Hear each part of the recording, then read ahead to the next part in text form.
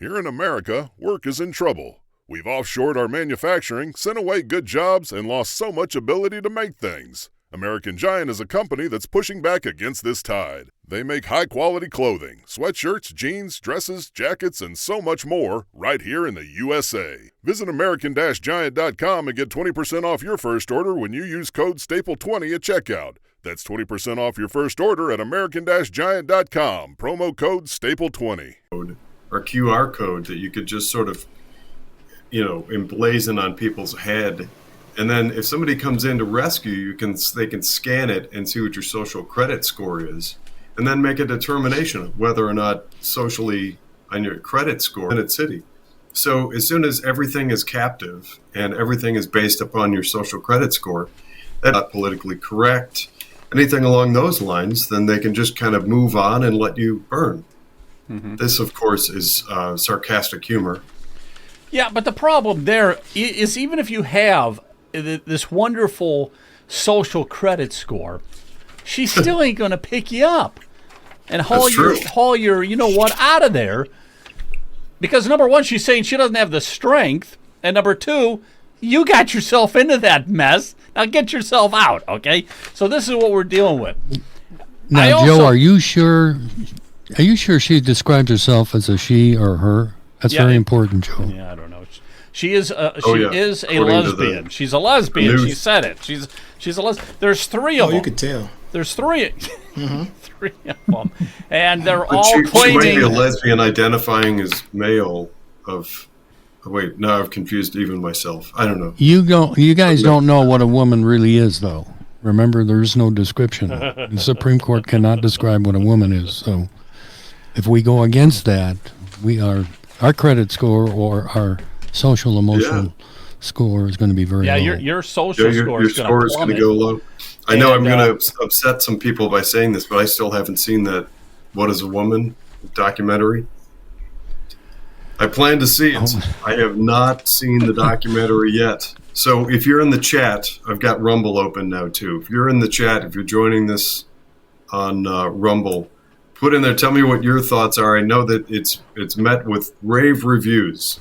People think it's funny and to the point. Should I carve out the time and go and watch?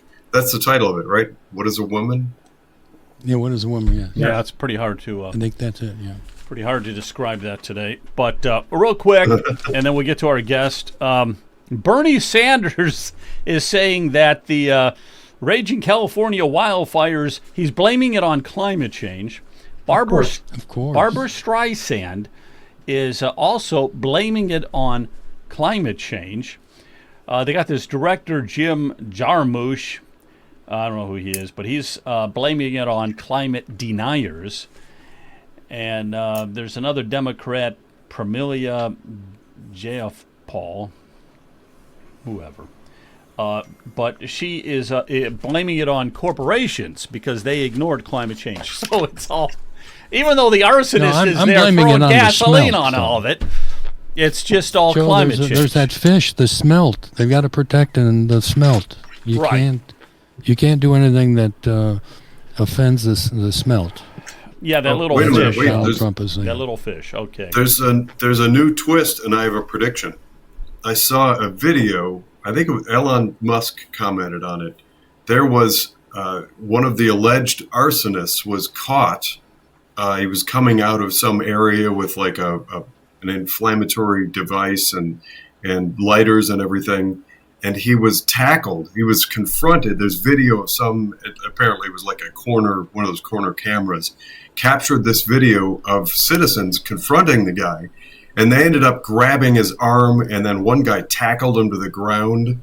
And just wait, because the perpetrator, the alleged, is a black man, and all the people who tackled him were all white. So stay tuned for the racism claims. Racism. Oh, yeah, of course, that's pending. That's absolute racism right there. Everything according to them is racism. Jennifer Gross is with us tonight. Really bad. How are you tonight, Jennifer? Good to see you. Good to see you guys. Okay, let me just get you. Yeah, it's good to see you. Very, very good. Out of the center. You want me to move over? Nah, I just got to raise your microphone a little. Hang on one second. Up it up a little bit. But yeah, it's good to see you, though. State Rep District 45. We're really glad to have you on here tonight. As we want to kind of just delve a little more into the State House and what's going on there. You're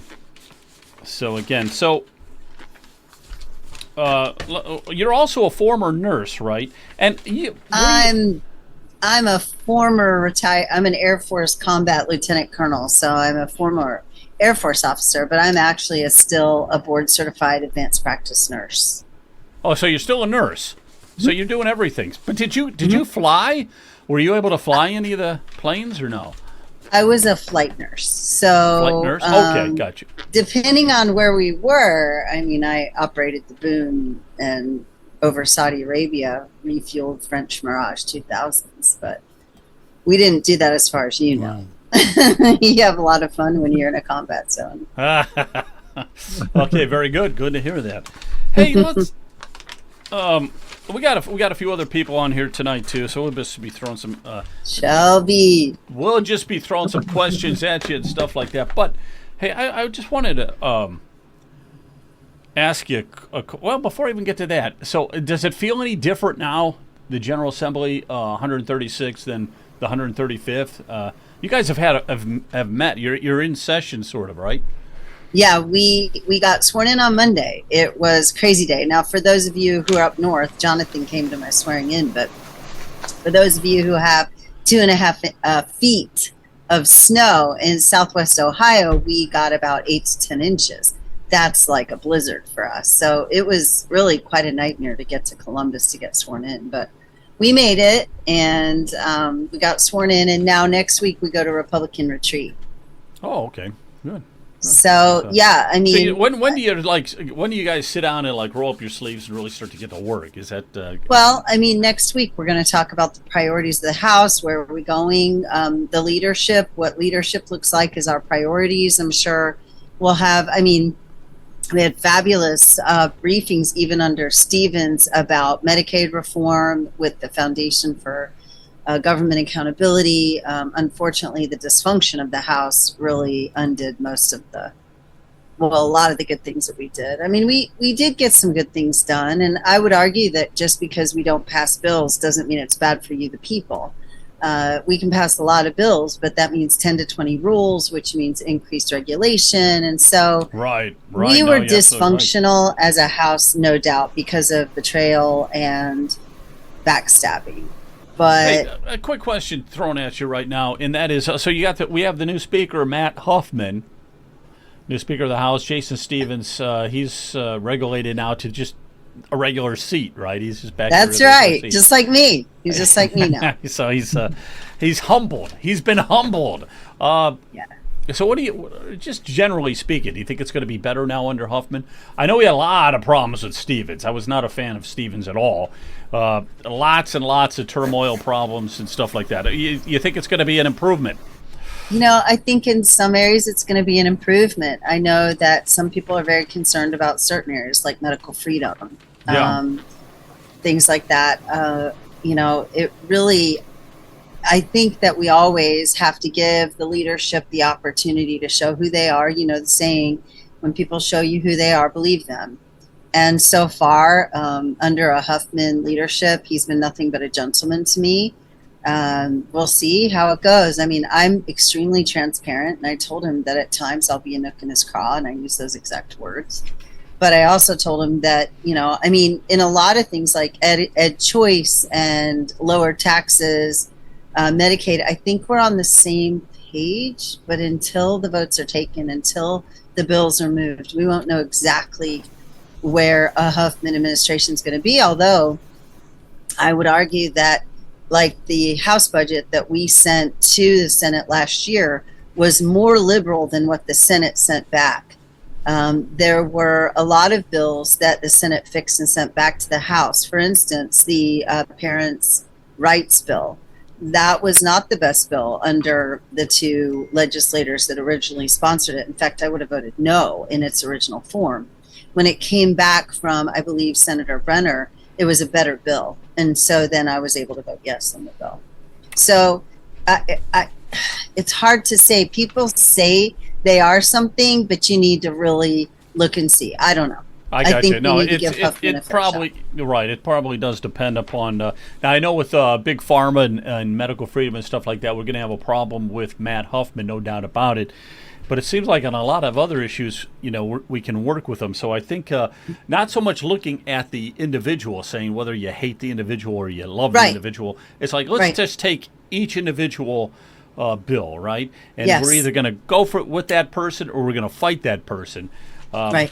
Now let me ask you a question here. This medical free speech amendment that Governor DeWine vetoed, medical free speech amendment. Now, let me see. This was, you have the Department of Health. Let me put this up here a second here. You have, like this, State Medical Board of Ohio, and you have these other regulatory agencies. They're responsible for healthcare professionals, and DeWine didn't want anybody, regular doctors, infringing on what like a group like this. Like this is the State Medical Board of Ohio. Those guys up there at the they're all doctors. But the thing that kind of is mind-boggling to me is, we went through COVID-19, which was an absolute disaster. And by the way, Amy Acton wants to run for governor. I think that's a story in itself. I think she's a placeholder. I think that Brown is, he's known to cut people's knees, cut you off, cut your legs off the knees. I think that Acton is a placeholder, and then Brown gets to look and see what he wants to do as far as rerunning for the Senate, or if he sees the playing field and who's running for governor on the Republican side, if he decides he's going to try to take that. I really don't think a lot of people have a lot of faith that they can beat Vivek Ramaswamy. That's well, really, no matter what side. Hang on a minute. This is interesting. All right, because I have heard also that Sherrod Brown is mulling between trying to run for Senate again or the governor. So you must have heard something like that as well. So that's interesting. But you think Ramaswamy might run for governor, huh? Is that? I do. Yeah. And I think that that's why you're seeing a shifting around of who's going to be put in by DeWine for, early this week for senator. I think that that's why you're seeing a shifting around of priorities, because I think a lot of people believe they cannot beat Vivek Ramaswamy for governor. But now, if you want to chat, let's see. The high level of legislation agenda. What's the high? Verified. What's the high level?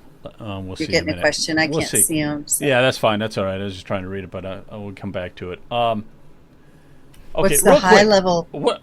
Probably.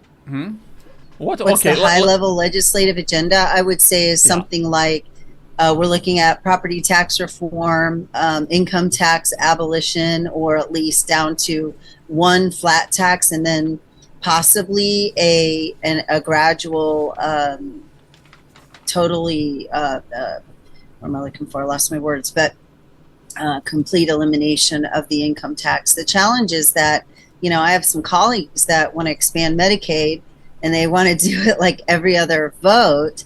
And then they tell their constituents that they want to also cut the income tax, or behind the scenes they'll say, well, there's no way we can cut the income tax. So you can't keep spending money and then cut off about 8% of our operating budget with no income tax. Income tax brings in about 8% of our budget, and let's just say for easy numbers, that's about $8 billion in a $100 billion budget when you add our federal subsidies. So we've got to do some hard cuts. I would say that every state administration, every state organization, would need to cut so that we can give the money back to the taxpayer. But that's a radical thought, right? That you should be able to keep the money. Yeah. And then very radical thought. Yeah, very radical thought. You guys giving money back to the taxpayers. It ain't going to happen. Let me ask you another question, and then get some of these other guys going here. But you sparked, two things. One is you sparked my curiosity with Ramaswamy and all that.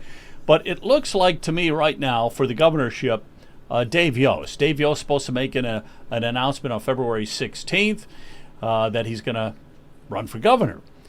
Okay, but no one's supposed to know that. Okay, but he's going to make that. Yeah, announcement. I didn't know that. So that's news so to February. me. Yeah, February 16th, he's going to make that announcement. He's running for governor.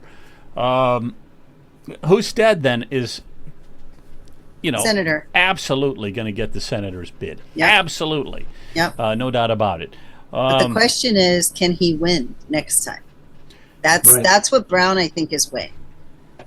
Well, Brown might just choose the easier candidate. Who knows what Brown's going to do? Who knows? Oh, he's strategic. Yeah. Oh, yeah, he wants he's to very win. strategic. But it's interesting because, and I agree with you that whole Amy Acton thing is just acting on. She has no support of the Democratic Party. She doesn't connect with them. It's such a goofball idea. And as far as Republicans, she's attached to Planned Parenthood and all that kind of stuff. I mean, she comes with some really, some really bad baggage. Yeah, some really bad baggage. Real quick, what is happening with that the medical free speech amendment that DeWine vetoed? What's your thoughts on that? And why did he do that? It was really a fascinating, when you take a step back and you look at it. DeWine vetoed the SAFE Act, which said that providers and parents could not lop off children under 18's body parts for, I'm sure you guys have talked about the specifics about that, so I won't go into that part. But so we had to override his veto. And he said that doctors have all the knowledge and they should be able to treat the patient and all this kind of stuff. So the fascinating part about him vetoing medical free speech is that in one side of his mouth, he said he believed physicians ought to be able to do this and fought us on it. And then all this bill did was say that a doctor can say, I don't agree with this treatment, I don't agree with these vaccines or whatever, freely. I mean, if a doctor hurts a patient with free speech, that's unlikely.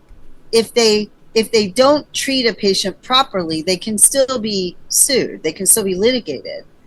What about free speech is threatening to our medical board? Why would that be a problem? I don't think it is. And so we've already dropped a new version of the bill.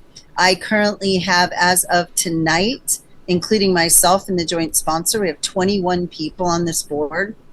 My colleagues have until tomorrow at noon to put their names on the bill. And I think a bill that passed our House 75 to 16 or 17, whatever it was, a year and a half ago, certainly has high likelihood of being another bill that the House wants to pass for the people of Ohio. And it's the people's bill, written by people for the people. Sounds good to me. Yeah, so I don't know if I lost you on that. The gist of it was and is that 3 portions of 73 were pulled out as amendments and put in 315. That was like 5% of what that bill really was. So we got some of those passed, and now we're going back for another bite of the apple. And so wish us well and pray. And also I would love the activists to get involved. I mean, all activists, not just OAMF. Right, we're all activists. And just to put my final thoughts on that whole thing is that, why would he doesn't want to strip the regulatory boards of their authority. Now, I was looking at that board that I showed you, this right here again. Okay, this is off the website. This is the State Medical Board of Ohio. You got podiatrists on there, okay? You got feet, or maybe foot doctors, whatever. You got them on there. But yet, this panel right here is going to limit the speech of the doctors throughout the entire state of Ohio? Well, Joe, let me be clear. I'm an APRN. Podiatrists are allowed to be collaborating physicians for a family nurse practitioner too. So they're physicians. But I would think, remember that any board, whether it's nursing, dental, medical, any cosmetology, all of the boards are an extension of the executive branch. So they all fall under the power of the governor. So it's important to remember that these are extensions of the governor's voice. So I think that maybe a rephrasing of that would be, he does not want his voice Yes. to be limited. Absolutely. Absolutely. I like the way you think. All right, Brian, got anything for Jennifer tonight? Yes, I've got a lot. Jennifer, thank you so much for being with us. Hi, Brian. One of the main issues that we address are property taxes, and we were devastated when we found out that the report that was 6 months late, 836 pages, dealing with property taxes. This is the Romer Blessing Joint Committee on Review and Reform, did absolutely nothing for the property taxes and did not give really any relief to any of our citizens in Ohio. And I'm wondering, you mentioned property taxes when you first started. What does that really mean? What kind of are you just working on the 40 or 50 amendments? I think let's go back a little bit. First of all, everybody listening to this podcast ought to go to the Ohio channel, and they ought to go listen to all of those boards, because they talk about how we got here, where we've been, where we hope to be going. Legislation takes so long in Ohio that I don't think there was ever any real dream that we were going to accomplish full property tax reform for everyone. So having said that, I would encourage everyone to watch that. That way they understand the mess we're in, okay? Because the only way you can truly, really understand that you need help is when you understand you have a problem, okay? So they need to see the problem, look at it. It's extremely dry, but very valuable to watch. Secondly, we have done a lot of carve-outs. We have, elderly carve-outs. We have other incentive programs for different populations. I personally want to see a property tax reform for all property tax owners. Remember that if you pass a levy in your district, in your town, if 40% or 30% of the people are carved out of that because of for whatever reason, they're 100% disabled veterans, they're over 65, and they have a lower income, that those levies still have to make the same amount of money that were filed for them. Let's say it's $1 million levy. If 30% are carved out, that means the rest of the 70% have to pay the rest of that levy. So their property tax goes up. So we have to remember that when we're carving out someone, we're carving in more someone else. And for me, property tax is a mess in Ohio. 65% of my property tax goes to the public schools. The rest goes to police and fire and local government. Maybe not. Just the police and fire is run by our township. So that's what I mean by that, just to be clear, because I had a really unkind trustee that just tried to set me straight. And the point is that those levies go on the ballot because the trustees allow them to go on the ballot for police and fire. And though it isn't directly in that budget, the trustees are still raising salaries for police and fire. So they are indirectly raising property tax by putting levies on the ballot. So, but anyway, my point is this. Remember that if my property taxes, which is roughly $6,000 a year, if it goes down $1,000 and 65% of that goes to the schools, and the other 35% goes to police and fire, mental health, DD, elder, the Department of Aging, those types of things, then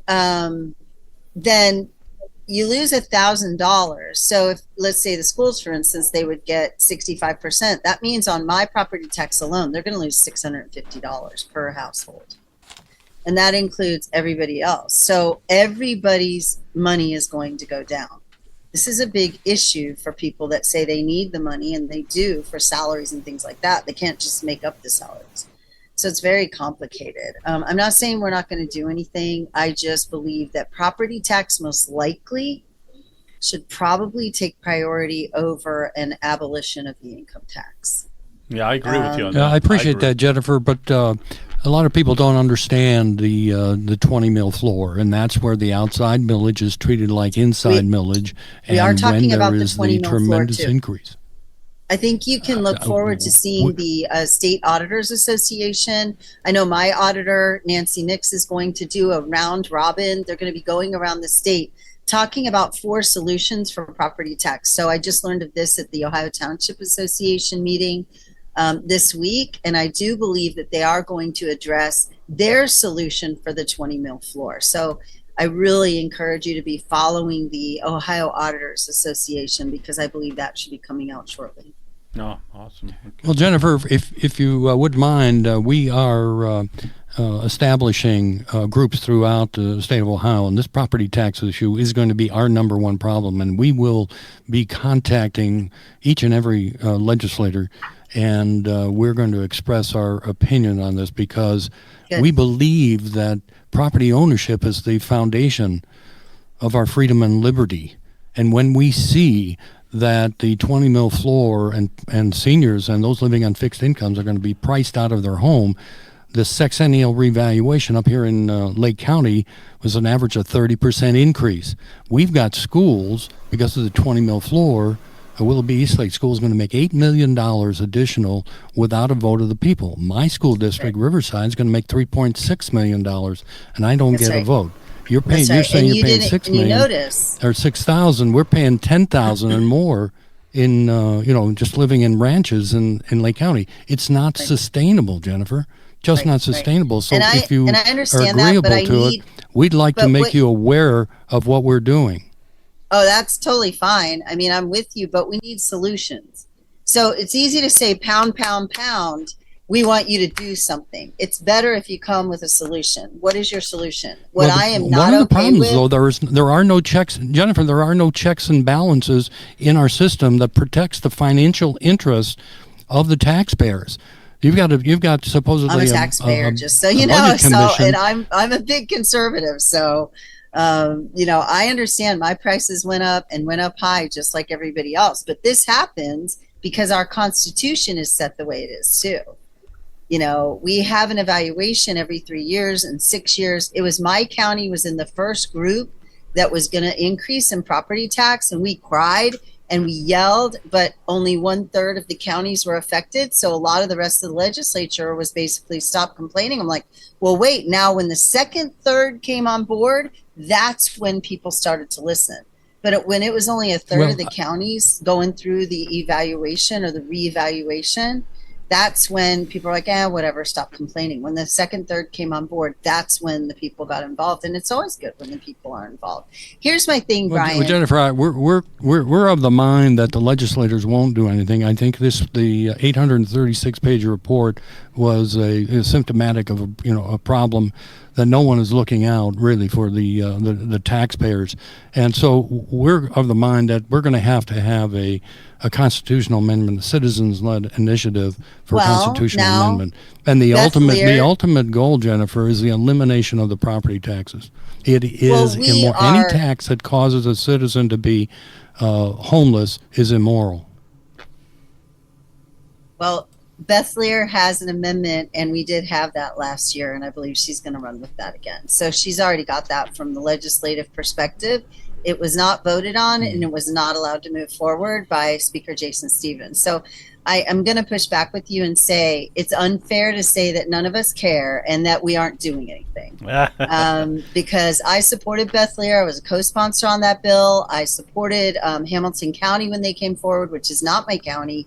And so we do have a legislative joint a resolution to go on the ballot for the May ballot, but we also need to be sure that we're strategic about when that comes and who's going to be voting. If you vote in an off year and you get all the leftists that come out and people just don't care, like the abortion amendment, not that people didn't care, but it was in an off election. So a lot of people didn't come out to vote. We're going to be in the same situation. We've got to be sure that we're strategic about where we put that. The other thing that I would like to say, Brian, is this. I do not support carve-outs. I want to see a solution for all property owners. And it's really unfair to keep carving out certain groups, which are great groups, but then making the rest of the taxpayers bear the burden for what property taxes look like.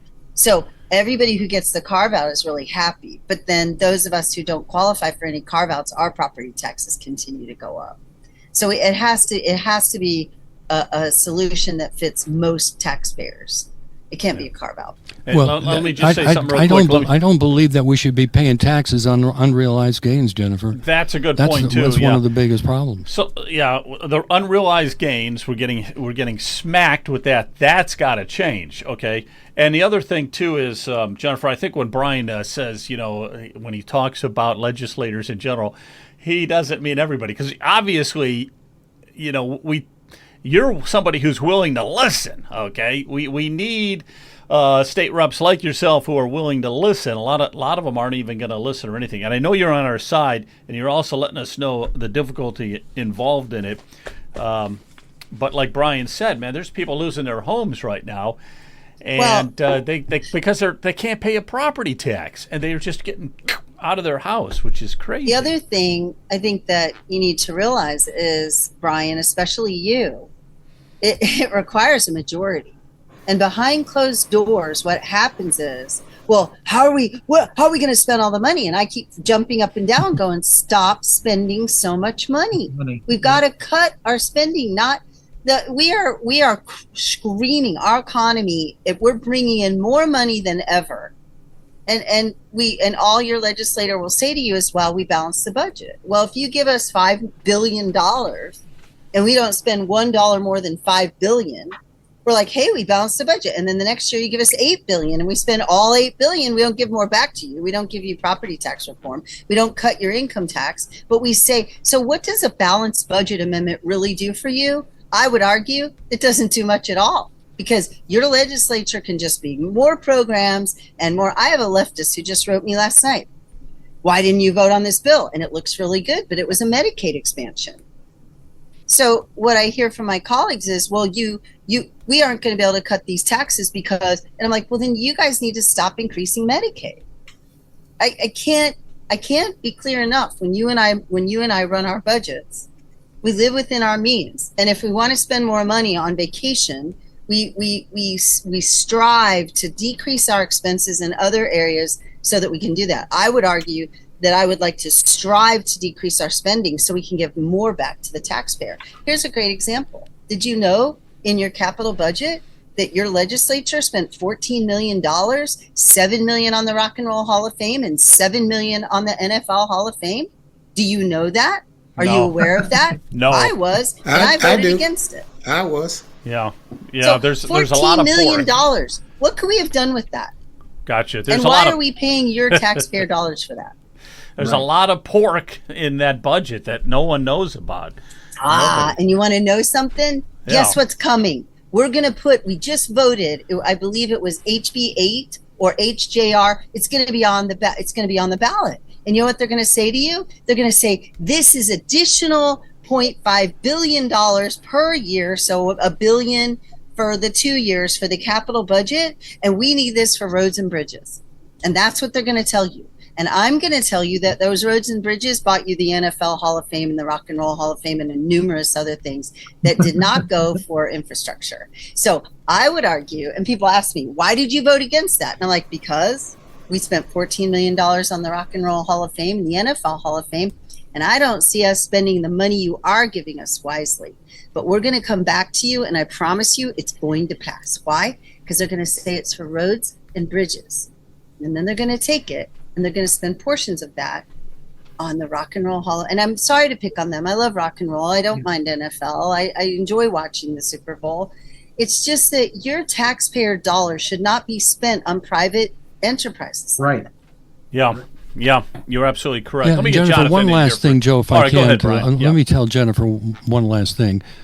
And that is, Jennifer, there are many state legislators and many county auditors that have this mentality. They say that if a senior cannot afford their property taxes, they should sell their home and move into an apartment. Now, with that kind of mentality, it's a little tough for the average citizen to get behind these legislators. But Yeah. that's what they're thinking. I'm not saying all, but if you have some of the major ones that are the drivers of these legislative issues, that's a problem. Sure. I mean, there are other things that maybe people don't want to do. I mean, you could take out a mortgage on your home, like say it's paid off and it's $200,000 and your property tax is going up $1,000 a year, and you're going to pay and you can't afford the 1,000, but you could take out a $50,000 loan on your $200,000 home and you're 85, the chances are you're never going to have to pay that back. It's going to come out of any inheritance that your kids get.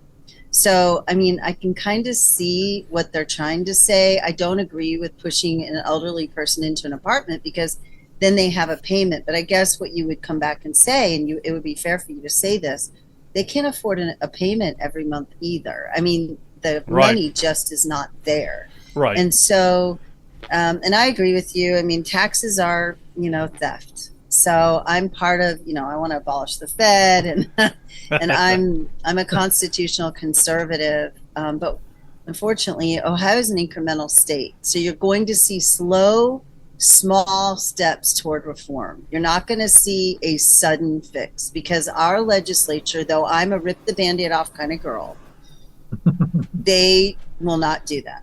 They just won't. I got you. And again, I want to, we got a few more questions to that, but really thank you because you are one of the state reps that if they were all like you, Ohio would be heaven, okay? And I know we're dealing with rhinos, we're dealing with so many problems, and like you said, still got to get the majority.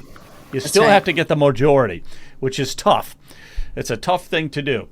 All right, you got a thought? Yeah, no, my turn. Thank you, Representative Gross, for joining us. It was a pleasure coming down and experiencing your swearing in. There was a big element for me that felt a bit like going behind enemy lines, but to go out and be on the floor with you. I'm sorry, go ahead. No, I loved having you there. I just laughed at your funny of being behind enemy lines, which actually, it's sad for me, Jonathan, because it's your house. I mean, it's the people's house. It should not be where, the people elect us. They put us there, and then all of a sudden they become enemies behind enemy lines in their own home. I mean, it's like, well, I don't know that exists for everyone, but for me, knowing what I now know, having spent the last couple of years informing myself of these kinds of issues and then running shows like this on Ohio Political News, I just know now who the players are, and I know that a lot of those faces that smiled at me and shook my hand probably really don't like me. So I feel a little bit charged in that environment. But it was really cool, and it was an honor to be there with you. First things first, you mentioned again your service. I want to thank you for your service. It's appreciated. There are a couple of comments that I've been watching on Rumble that I want to get to in 1 second. But so the first thing is I applaud Brian and Leonard have been tenacious on the property tax thing. I don't know that I have a whole lot to add there. I appreciate you walking through that. And I look forward to collaboration between you because in my view, Representative Gross is the representative we should all look for in Ohio. She's the fighter. She is the constitutional conservative that gets out there, figures out the issues, fights back, and is not afraid to use her voice. That is why I'm a big fan, even though I'm on the opposite end of the state. I like and point to the things that she's doing as, how do I want to put this? If I were in her shoes, and I'm not, I would never. I don't want it. If I were on the floor, I would want to be like her. I guess that's the way I want to say it.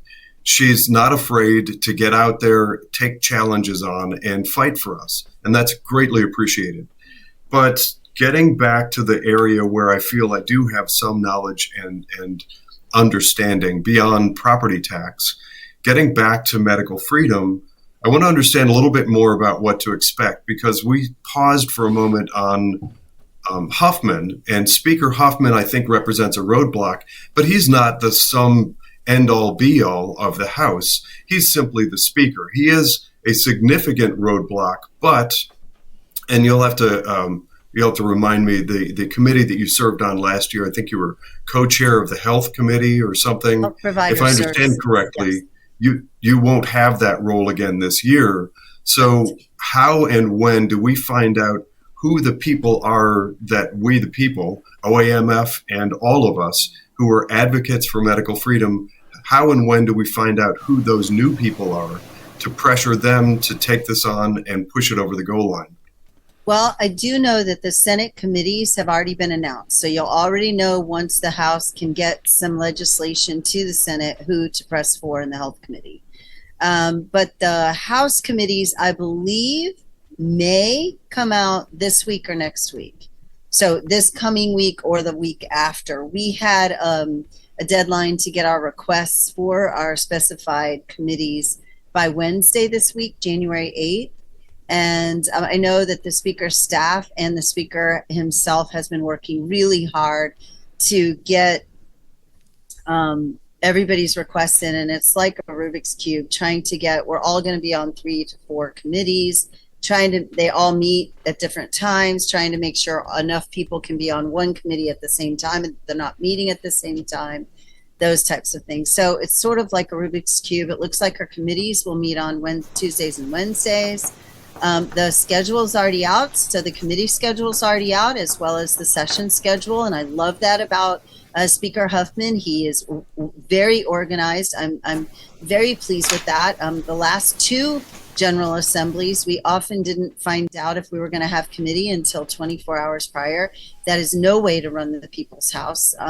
You should know when your committees are meeting so that you can be active, and hopefully, at least for my constituents, I can't provide this for the whole state, but anyone who wants to know what particular bills are in what committee should be writing, they'll hate me for saying this, but they should be writing their legislator asking, what bills are going to be below the black line and for whatever committee, or above the black line, that means they're coming to the floor. But what bills are going to be heard in that committee each week? They can get that information. Now, that particular information isn't required to be out until 24 hours prior, but if you know a committee is meeting, you can certainly be on speed dial with your legislative aide to your legislator to try to get that information. So I work really hard to educate the people so that they know how to access this. I think access to bills and what we're actually doing on the floor has been really difficult. The House is a little bit better, and I'm going to talk to the new Speaker about this. I don't know that the Senate IT was the president's issue, but there is a better access to information in the House than there is the Senate. So we need to be sure that our access to information for the people is out there as much as possible. I mean, wouldn't it be beautiful if we even published the committee schedule and the session schedule so that you guys know when we're in session and things like that? Or even once immediately, the bills we're voting on would be put up immediately as soon as we know, and it's usually the day before. That's bad. But unfortunately, we often don't find out about the bills we're actually voting on until 24 hours prior to session. However, we have a list of bills that are passed out of committee. We just don't know when they're going to come up to the floor, but you can get a copy of those as well. It's all public record. Yeah, I think the more transparency is the better. The more we can be transparent on everything like this, the better.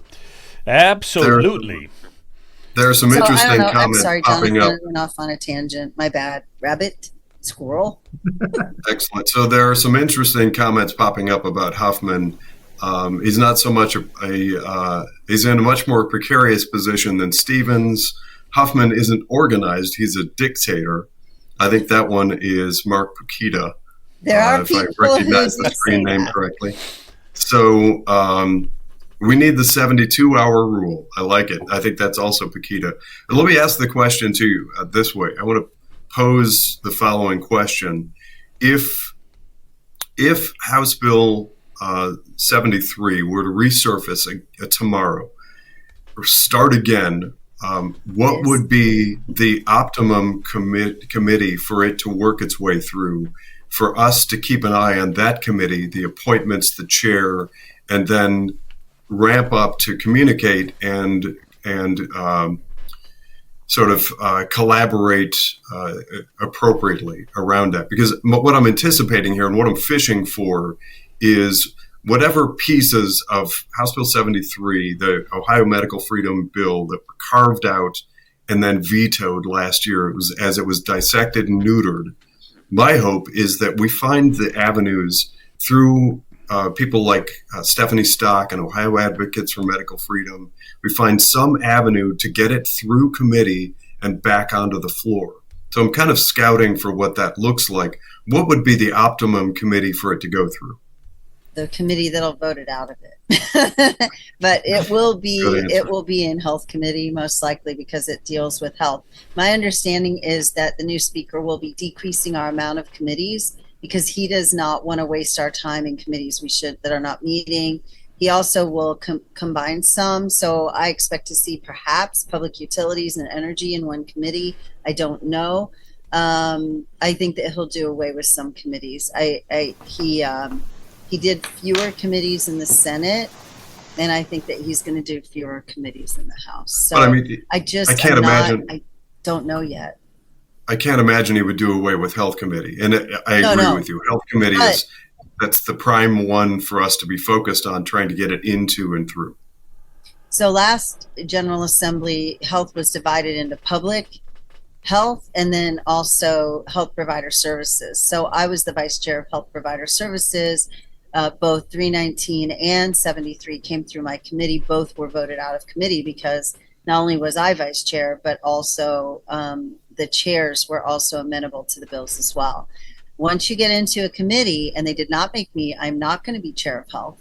I should be, but I won't be, and I wasn't given that choice. That's a case where, I'll remain silent on public podcasts, but hopefully one day I'll earn the privilege of being, since I am the only healthcare provider, now I'm not the only one, but I'm one of two now providers who is in the Ohio House that should be chair of health and haven't been. So we'll see what happens.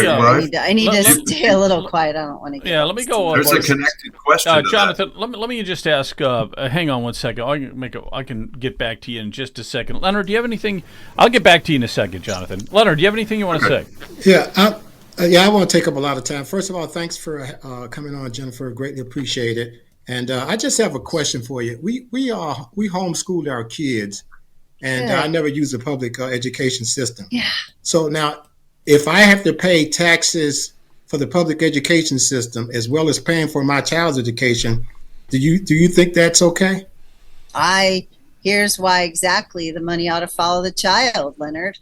So if you're paying taxes on housing and you're homeschooling your children, then the money ought to follow your child. The challenge that we hit there is that a lot of homeschools are fiercely homeschoolers. And I was a homeschooler, private school and public school. My kids were in all three. I homeschooled for 8 years for one and 10 years the other.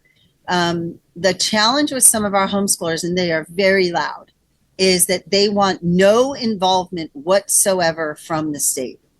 They do not want the money. They want nothing. They want us to stay out of homeschooling, and I get that. The challenge is, what do we do with the homeschooler paying property tax who doesn't want the money? Because if the state gives it back to the homeschooler, they're involved. Well, they shouldn't take it in the first place, right? So if we lower property tax, then that would help. Yep. That would be helpful right there for the homeschooler, and it would cover everybody, including new homeowners who want to try to come in and buy homes. I mean, all of that would help our youth who are trying to do starter homes and all those kinds of things. So the challenge is we have some homeschoolers who want some of that money for like art lessons or music or swimming or, something. You could even use it for any extracurricular, right? But we're getting really big pushback from a lot of the homeschoolers saying, leave us out. Leave us out. No touch at all. So Melanie Elsey, I believe, is the one who really runs a lot of the homeschooling voice there. And so that's what I hear. I will confess to you that I've never been on education, but I am a full supporter of full-fledged home education without government involvement and the money following the child, as was the backpack bill. So a simple backpack bill says all your tax money goes with your children. But that also would include homeschoolers that could use it for, here's what I would do. To be honest with you, I would say, look, here's your money. we'll put it in there for education because this is the way the state uses whatever amount it is. Whether we lower property tax, and there's still going to be money there because there probably will be for a long time to come for public schools. We put the money there. You don't touch it. You don't want it. That's up to you. You get to the last year of school and you decide that you want your child to go CCP, College Credit Plus, full ride, and all that money goes to Cedarville for their senior year. You take all that money and it pays for one full year of college at Cedarville if you didn't get any, if you missed CCP or you still need some hours. So maybe your senior in high school is now a sophomore or junior in college because you use CCP hours, which is also another issue. And you could take that money and use it that way perhaps. So we need to be a little bit more flexible with where that money goes. But does that help you at all, Leonard? Yeah, you answered the question. Then one last question, and I'll let you go because I know that we're running short on time. Do you think government should be involved in education? Our Ohio Constitution says that we will educate children. So What do you think? Right now, our Constitution, our Ohio Constitution says we will educate children. The U.S. Constitution does not say that, but our Ohio Constitution does. We're one of the few that says we will educate children. So since I swore to uphold the Constitution, I believe we need to find a way to help educate children. Do I believe? No, I believe it's the responsibility of parents to educate their children. I mean, ultimately, in the most pure sense of the form, it's up to parents to educate their children. Yeah. Do I believe in a perfect world that the state should be involved in education? No, sir, I do not.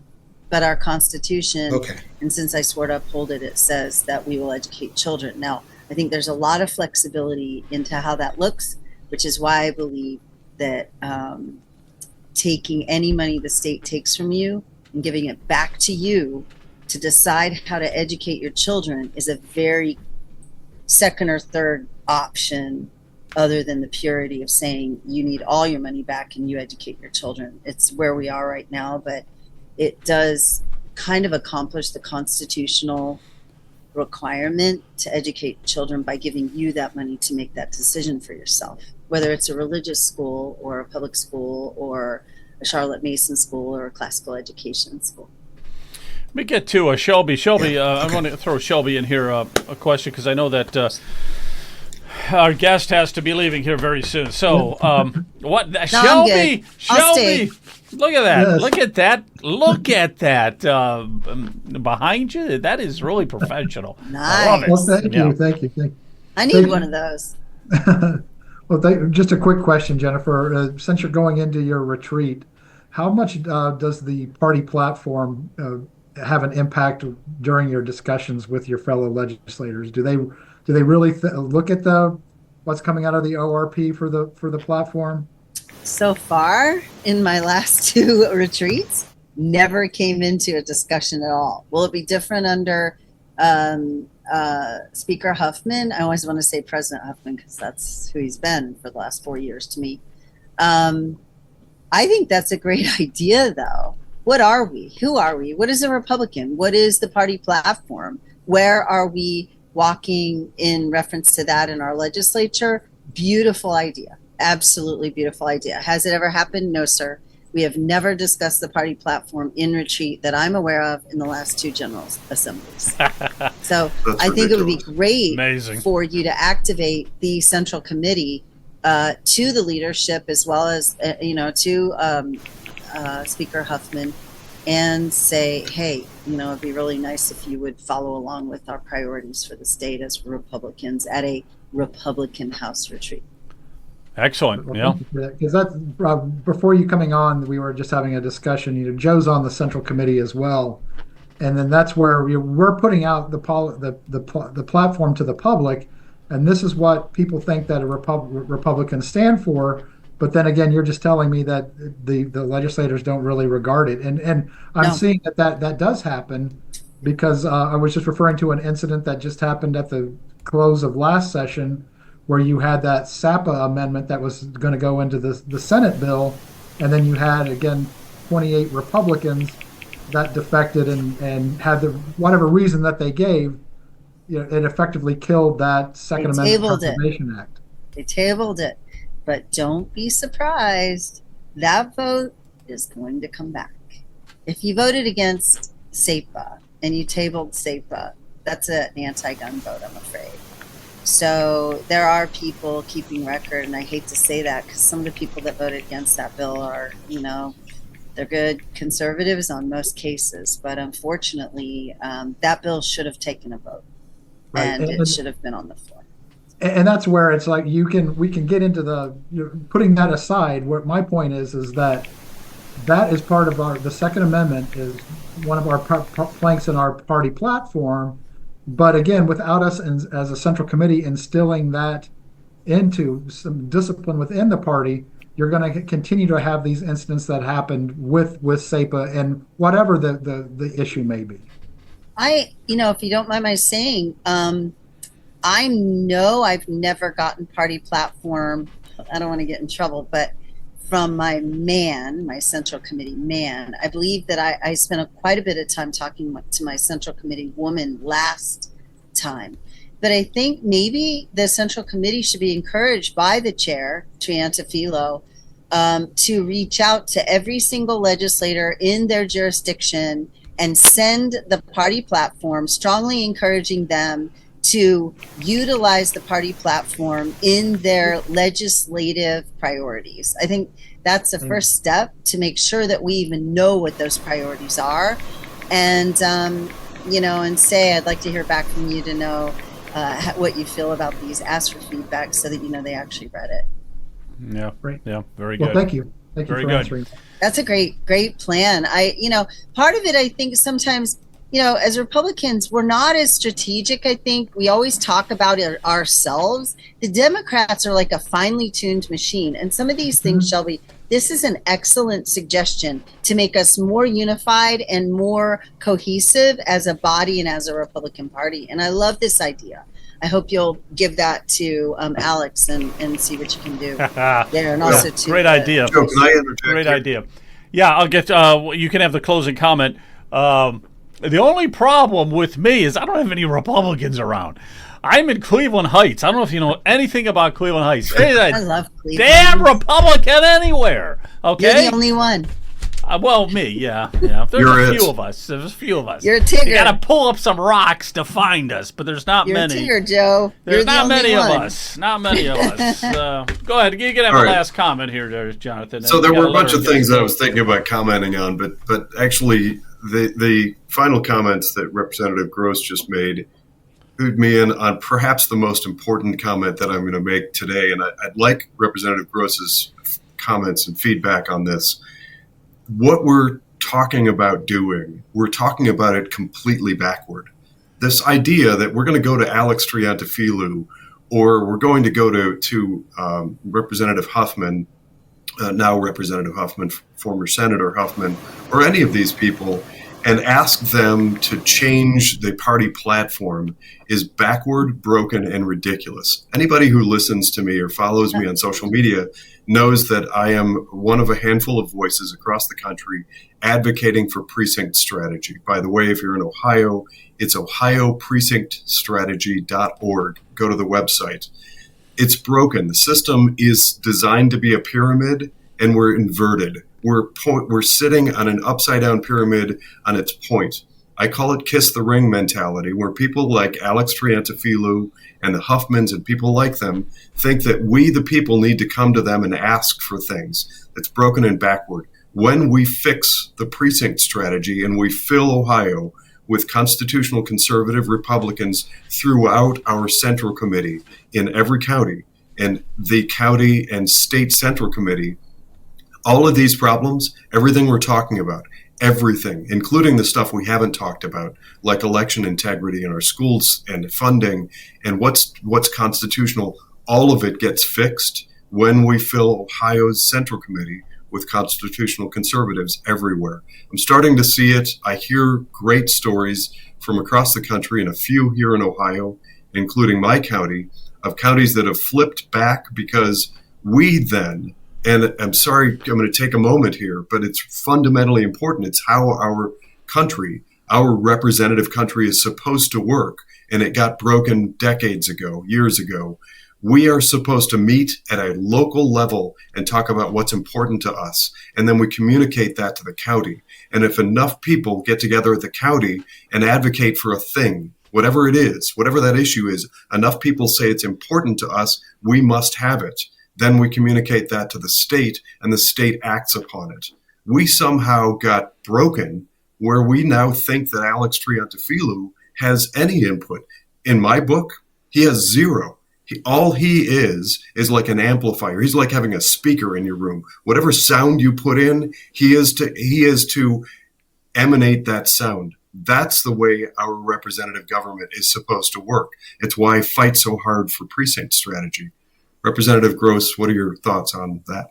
Well, I think, let me explain.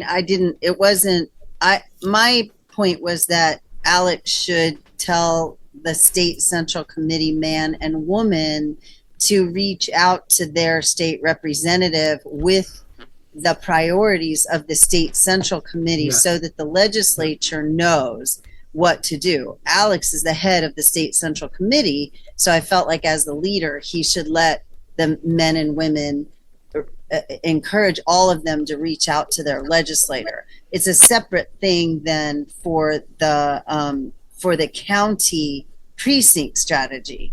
The county precinct strategy certainly is fabulous, but these are two separate things. I'm sorry if I was confusing about that. It wasn't that I believe Alex is the head and that everybody should go to Alex. The point was with Shelby's idea that Alex should send out a message to all the state central committee to reach out to their legislators for our Republican retreat, so that when we're working on state priorities, we know what the state central committee believes. But to your point, then the state central committee man and woman ought to be making sure those priorities are flowing to the county central committees, and then every precinct chairman should be in line with what it should be, a working together. Now, if the local level is the most powerful, in my opinion, unelected people covering 360 Republicans per, at least for us, about 360 Republicans per precinct, those people need to be either re-educated, educated, or replaced about what is a Republican. How do you hold your legislature accountable? You are the Republican at the local level. I think we need to rethink local endorsements, all those types of things. So, I hope that makes sense, but I'm in agreement with you. What? Awesome. I don't think I was misinterpreting your words. What I was trying to do is emphasize, kind of mostly for our listening audience, the vision, the structure that our representative government is supposed to have. And so when we talk about these things, like what is our platform? What do we want? How do we define Republican? Yeah. All of those questions, fundamentally, they need to be answered at the local level and then fed up to the county, and then the counties communicate to the state central committee, and the state central committee should be informing the head of both the Speaker of the House and the Senate Majority Leader. They should be informing them. So that's what I was trying to kind of paint the picture of and get your feedback on. I think the challenge at the county, precinct level is that some, at least I know in some areas, some of those seats are unfilled. And we really need Republicans to understand what is the Central Committee. What is that? And I know the precinct strategy does a great job at this. And we need to encourage actual people who want to get out there and really educate their communities on the candidates, all the candidates, and what do we stand for as a party and those types of things. So I'm with you, and I really honor you for doing that, Jonathan. The precinct strategy needs to go big and bold and fast. Yeah. Because we've got, in 2 years, we have another congressional race, and we have got to preserve the House and the Senate for this new president to give him the best opportunity to achieve in 4 years, 4 short years, the agenda that he has. No, you got it.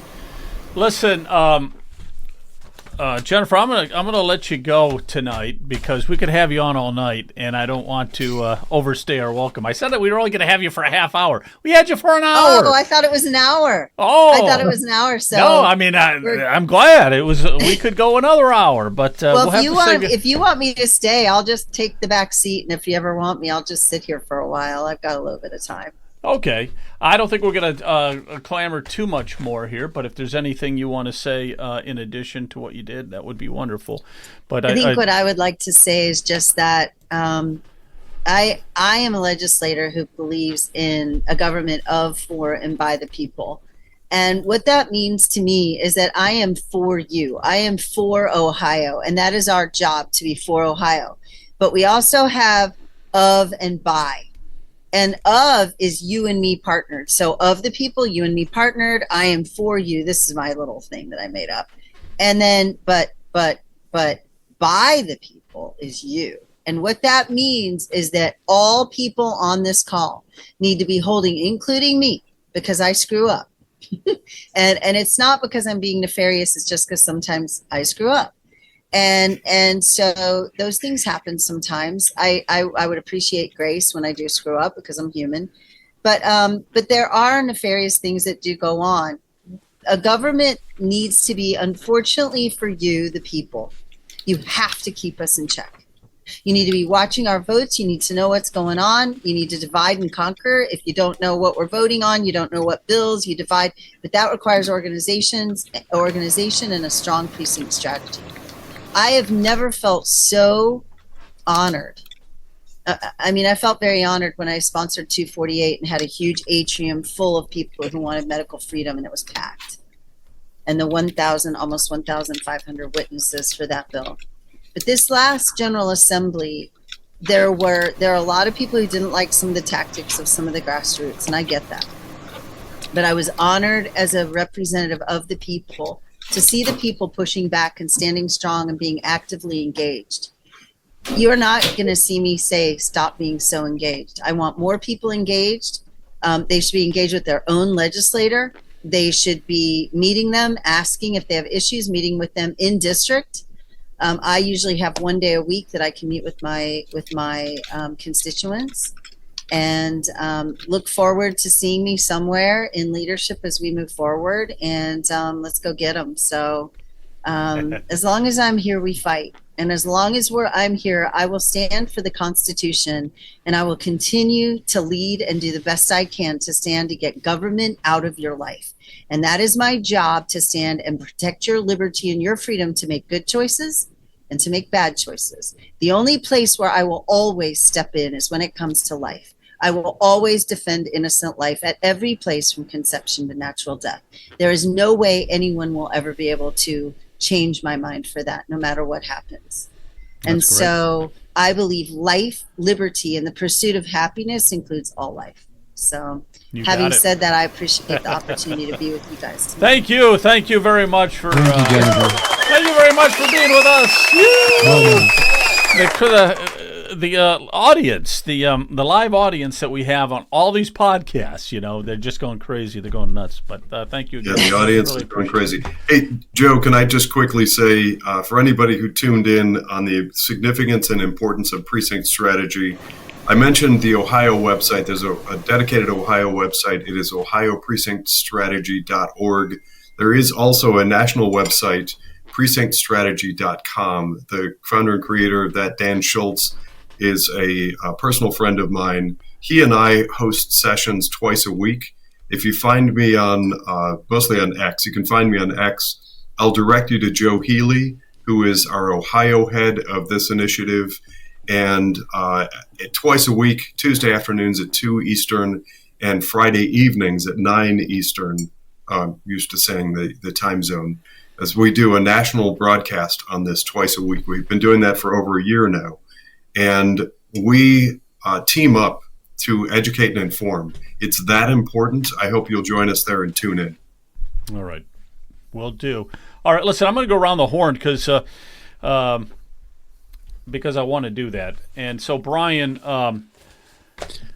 Yeah, I want to thank Jennifer again for it's been very informative and enlightening for me to hear her directly. And as we move forward on the property tax issue, we will reach out to her and make sure that she is informed of what we are doing, because it's a commitment that we are making to the citizens of the state of Ohio that we're going to make their collective voices be heard at the State House. Brian, I have to like you. Your last name is Rocking Man. It's amazing. Wait a minute. His last name is what? Massey. Yeah, Are you Massey. kidding me? Massey. Who doesn't right. love Massey? Yeah, Massey. Yeah, that's a great name. All right, let's go around the horn, and then we're going to call it a night. We go to Leonard. Got anything to say, Leonard? Keep it clean. Keep it clean. Well, I'll keep it clean. Well, I don't know where I fit in, because I know everybody uses conservative and constitutional conservative and all this stuff, which that still is kind of meaningless to me, because I say I'm just a God-fearing Christian. So that gets me kicked out of every party. But what's really interesting, when I look at our country, we have an ungodly country, an uneducated society, and an impotent church.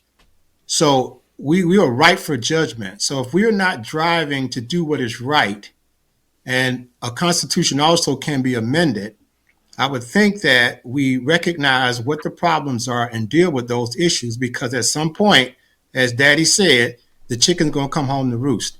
And I'd rather be in front of it than behind it. Very good. Very good to that. Let's go to Shelby. Shelby, any final thoughts? And listen, I want to thank you for being a part of this tonight. Okay, I really appreciate you dropping in. So keep dropping in. Keep dropping in. I will. No, that was it. I mean, that was why I wanted to jump on, and just to get that feedback on where we are and what we should be doing as on the state central committee as it relates to legislative agendas for our legislators. No, and you're doing a great job on that state central committee too. You're doing a great job. Thank you very much. All right, Jonathan, anything last word of wisdom, and we'll wrap it up tonight. Well, I'm putting our shameless plug in for our swag for the show. So don't forget to get one of these. It makes your drink taste more delicious, and you can even get your mug shot on it. I've got mine. A mug shot. I want to thank Representative Gross for coming on and joining us, and for all the work that she does. I know it can be thankless. I can only imagine the amount of flack and grief that she gets for standing up to the to the masses, not to the masses, to the leftist cabal. But it's appreciated. And again, I guess I'm going to emphasize the thing that is clearly so very important to me, and that is a lot of this stuff gets cleaned up, or all of it, when more of us get involved. And you hear the expression, and I think it absolutely is fundamentally true, and we need to be saying it to everybody around us. We didn't win the fight when we elected Trump. All that means is that now the real fight begins. We, the people, we need to be rolling up our sleeves. We need to be looking hard and close at what's happening in our neighborhood, in our representative body. And that means Central Committee. I understand that a lot of people don't understand what Central Committee is, and I truly believe that's by design. Civics fell out of public education in the late 60s, and now we're suffering the consequences because most people don't know how this stuff is supposed to work. But don't feel bad about it. We're all in the same boat. We're all figuring it out together. I happen to have stumbled into understanding it about 3.5 years ago. I'm now an elected representative. The important thing is we at the local level need to start doing a better job of understanding who our representatives are, what their responsibilities are, what their positions are, and getting active, getting involved. All of this stuff, your county commissioners and your health board and all of that, your school boards, we can clean all of it up. when more of us get active, aware, engaged, and involved at the local level. Yeah, you got it. That's what counts. That's what it's all about. Yeah, go ahead, Kent. Go ahead. Yeah, one more time, if you want to cut back over to, and we just added Bucky with our VB.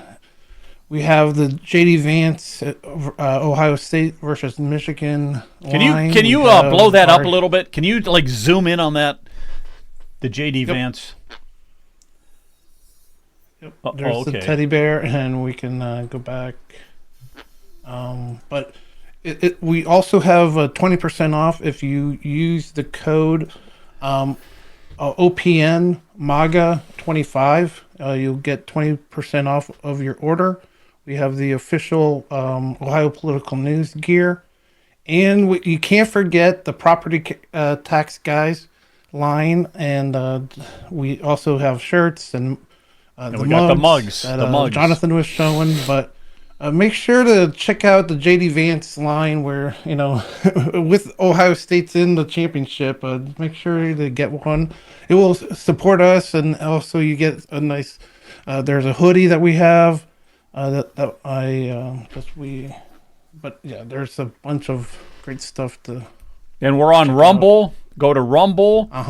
Ohio Political News. Go to X. Yep, go on Ohio Political X, News. YouTube. Yep. Go to if you want to go to the website to buy this. OhioPoliticalNews.com. OhioPoliticalNews.com/shop. Yep. All right. Very good. All right. Have a good night. Thanks everybody. God bless. See you. Good night, everyone.